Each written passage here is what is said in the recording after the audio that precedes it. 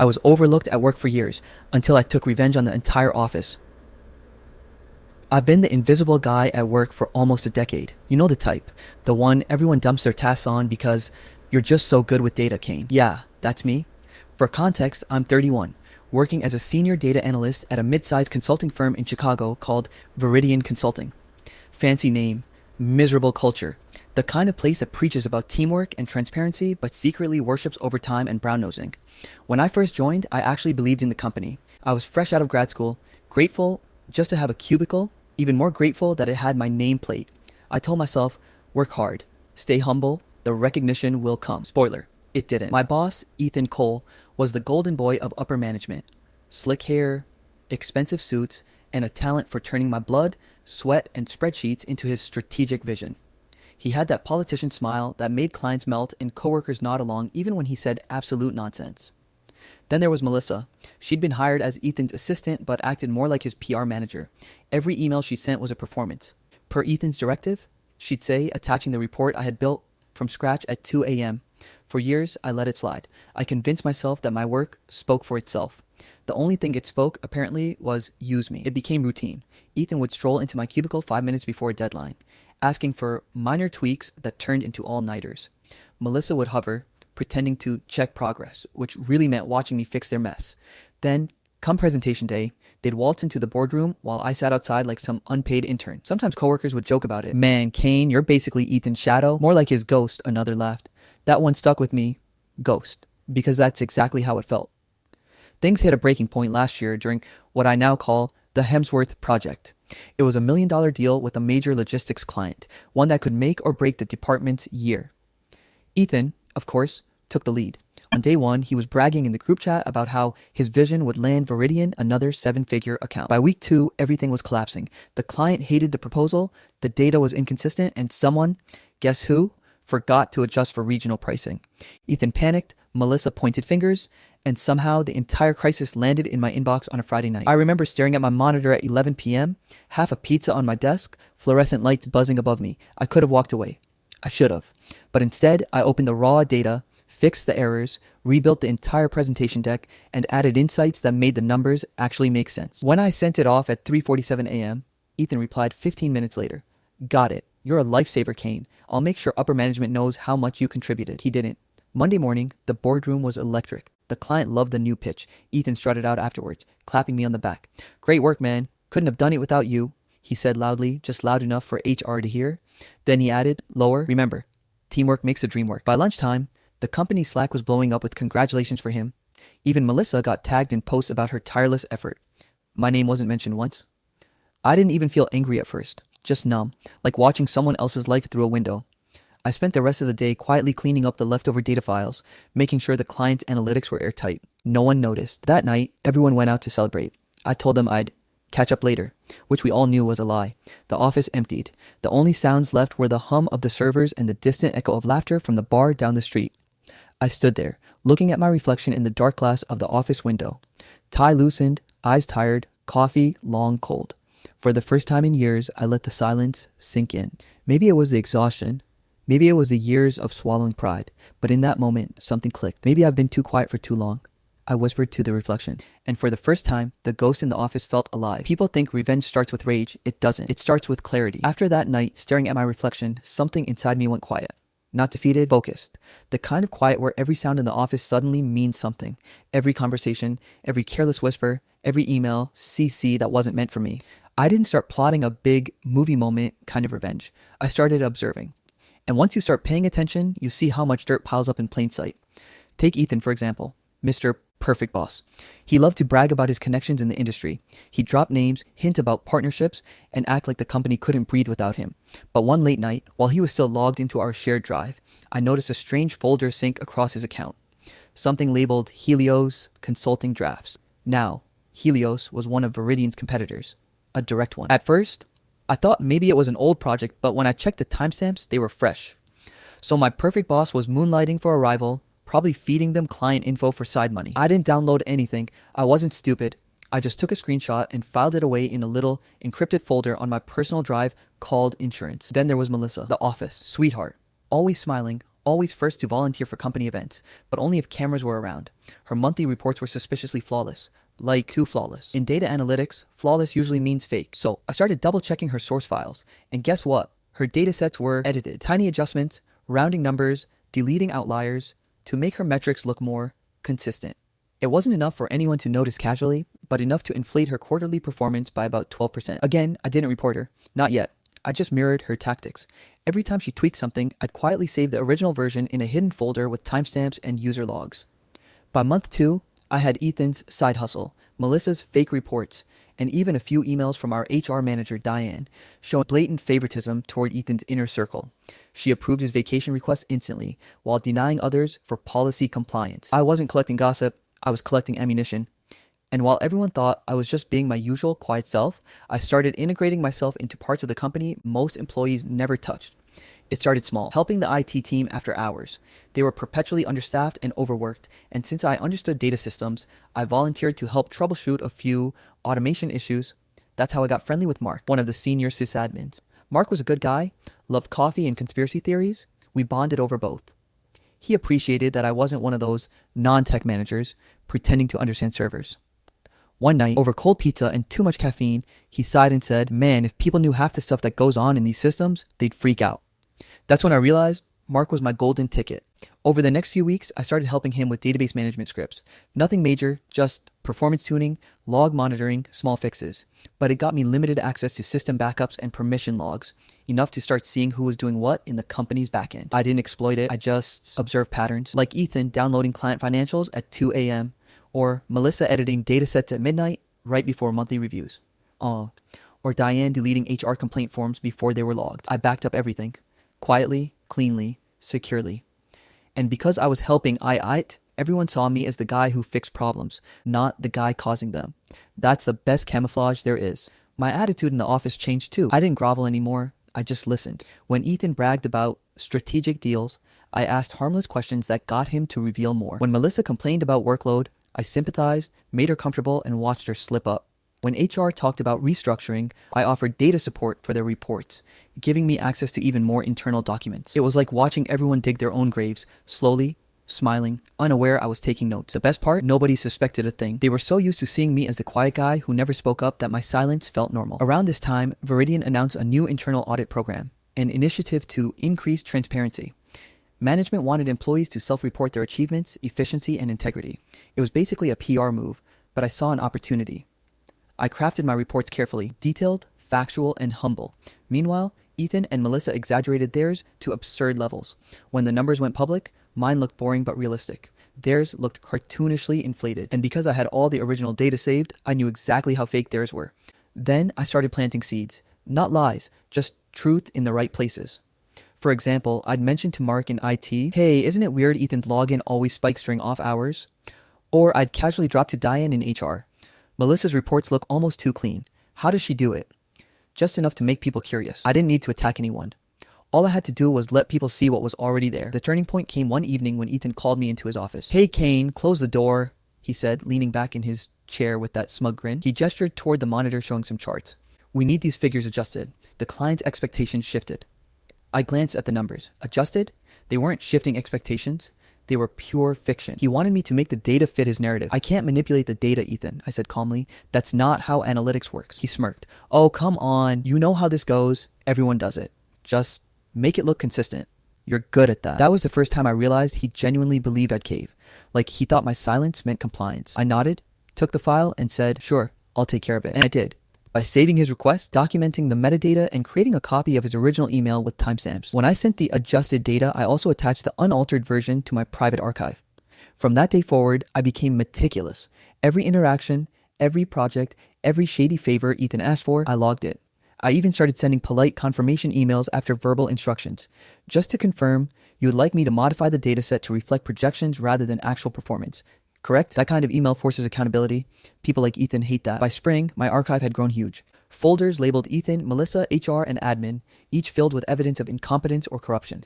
But revenge isn't about dumping it all at once, it's about timing. I began small. Anonymous reports.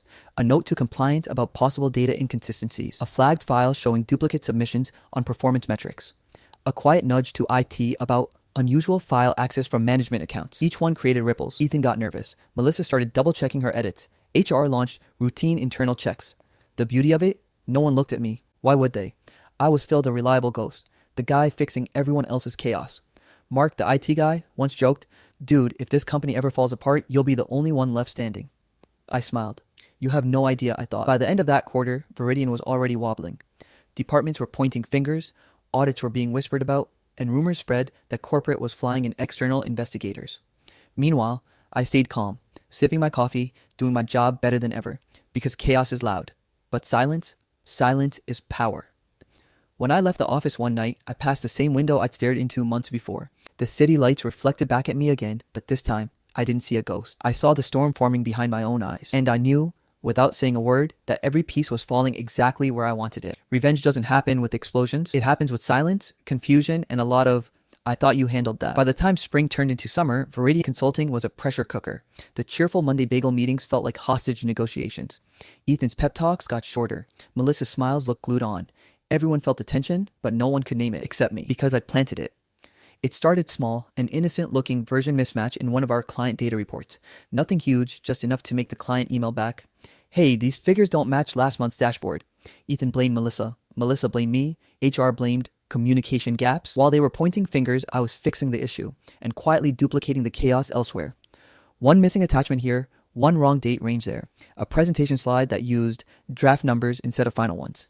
Minor things that look like human error, but when you sprinkle enough human error across a few million-dollar clients, it becomes a crisis. Soon, clients were calling daily. "Your projections are inconsistent. We need clarification on deliverables." Ethan was drowning in apology emails. Melissa started coming in early and leaving late, her eyes ringed with stress. Meanwhile, I just kept my calm routine. Coffee at 8, headphones in, quiet typing. The key to surviving chaos is to look bored while everyone else panics. The first real domino fell when Ethan's prize client, Hemsworth Logistics, threatened to pull their contract. Their CFO demanded an emergency call with the CEO. Ethan begged me to patch together a new dataset overnight. I said sure. Then I made sure the patch data exposed every inconsistency his team had faked over the past year. Not sabotage, just the truth, laid bare. The next morning, during the meeting, the client's CFO tore Ethan apart. "These numbers don't even align with your own audit trail," she said. "Are you cooking results?" Ethan froze. Melissa fumbled. HR joined late to mediate. I sat silently, taking notes, nodding like a neutral observer. By lunch, the CEO ordered an internal review. And just like that, the first crack in Veridian's perfect image appeared. Now, here's the thing about corporate panic. It's contagious. Once one department falters, others start looking over their shoulders. I didn't even have to push anymore. Everyone began sabotaging each other instinctively, desperate to survive. I kept feeding the cycle with subtle nudges, sending Ethan outdated reports by mistake, then apologizing sweetly, pointing out possible data mix-ups to compliance, forwarding client concerns to multiple teams so nobody knew who dropped the ball. Within 2 weeks, the place was eating itself alive. Ethan's voice turned from confident to hoarse. Melissa started crying in the bathroom more than working. HR's Diane scheduled culture town halls that everyone skipped. And me, I became the fixer. Every problem somehow ended on my desk, and every time I solved one, my reputation grew. People started trusting me more. Ironically, the one person orchestrating the mess. But I wasn't done yet. I wanted Veridian's rot exposed, not just stressed. So I reached out to an old college friend, Laura, now an investigative journalist for a business tech magazine. I sent her an anonymous email from a burner account. "There's a Fortune 500 consulting firm manipulating client data, leaking information to competitors, and promoting fraudsters. Here's proof." Attached were redacted files, Ethan's late-night data transfers to Helios Consulting, Melissa's falsified metrics, and Diane's HR favoritism emails.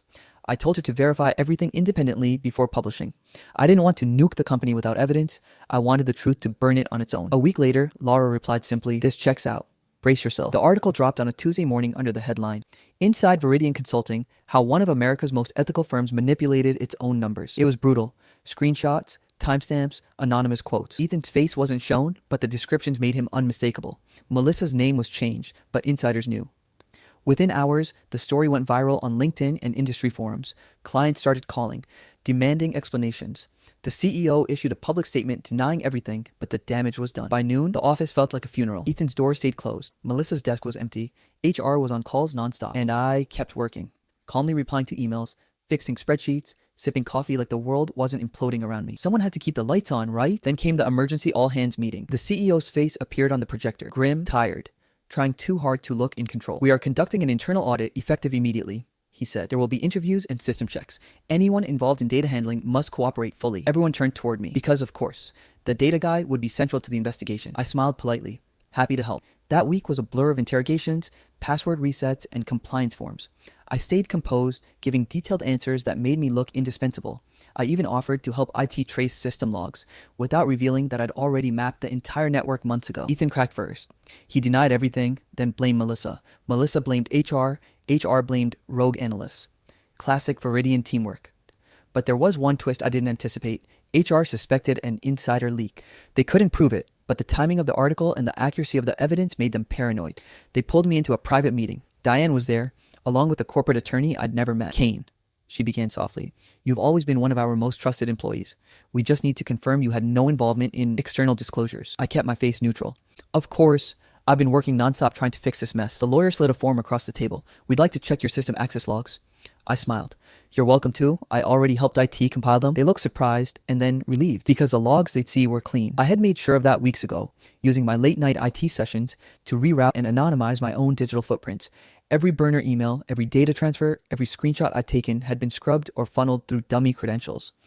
The irony, they trusted the very system I had built. By Friday, the audit confirmed multiple policy violations. Ethan was suspended, pending investigation. Melissa was placed on leave. HR's Diane resigned for personal reasons. And me, I got a thank you email from the CEO. "Kane, your professionalism through this crisis has been exemplary. We'll need your expertise to help restructure analytics."